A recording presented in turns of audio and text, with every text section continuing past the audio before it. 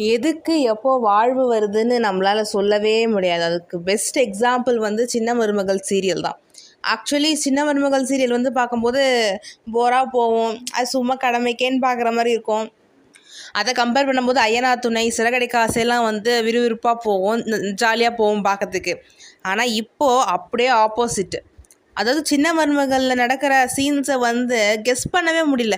நான் வந்து நினச்சேன், அப்போ கண்டிப்பாக ட்வின்ஸுன்னு சொல்லிட்டாங்க குழந்தை. அப்போ வந்து ஒரு குழந்தை இங்கே வளரும், இன்னொரு குழந்தை அம்மா கிட்ட வளரும், அப்பா கிட்ட வளரும், கடைசியாக பாரதி கண்ணம்மா மாதிரி சேர்த்து வைக்க போகிறாங்க, இதென்ன பண்ண போகிறீங்க அப்படின்னு நான் நினச்சேன். ஆனால் நல்ல வேலை, அந்த குடும்பத்துக்கும் தெரிஞ்சிச்சு ரெட்டை குழந்தைன்னு, இந்த குடும்பத்துக்கும் தெரிஞ்சிச்சு ரெட்டை குழந்தைன்னு. அந்த ப்ரொமோ பார்த்தோன்னே இன்னும் சாட்டிஸ்ஃபை ஆகிடுச்சு. அதாச்சும் தமிழ் வந்து கேட்குறாங்க, இன்னொரு குழந்தை எங்கே, அப்படியே எல்லோரும் வந்து இல்லை உனக்கு ஒரு குழந்தை தான் போகுது, உடனே தமிழ் எனக்கு பெற்ற எனக்கு தெரியாதா அப்படின்னு சொல்லிட்டு அந்த குழந்தை நீங்கள் அங்கே தானே கொடுத்துருக்கீங்க, அங்கே எப்படி என் குழந்தை இருக்கலாம் அப்படின்னு சொல்லிட்டு போய் எடுத்துகிட்டு வர போகிறாங்க. அந்த ப்ரொமோ ரொம்ப நல்லா இருந்துச்சு.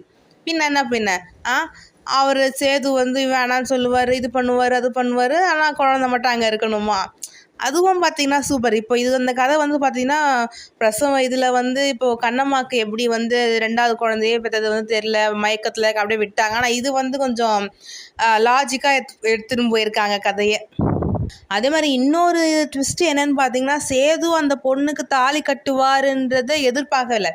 அது எப்படி கட்டுவார் அவர், எப்படி கட்ட முடியும், அது சீரியலில் எப்படி ஹீரோ ஹீரோயின் தானே சேரணும், அப்படி இப்படின்னு ஏகப்பட்ட தாட்டு. அது எல்லாருமே அதை நினச்சிருப்போம், அவன் ஏன் தாலி கட்ட போகிறான், அது எப்படி தாலி கட்ட, தமிழ் தான் அவனுக்கு பேருன்னு தெரியும்.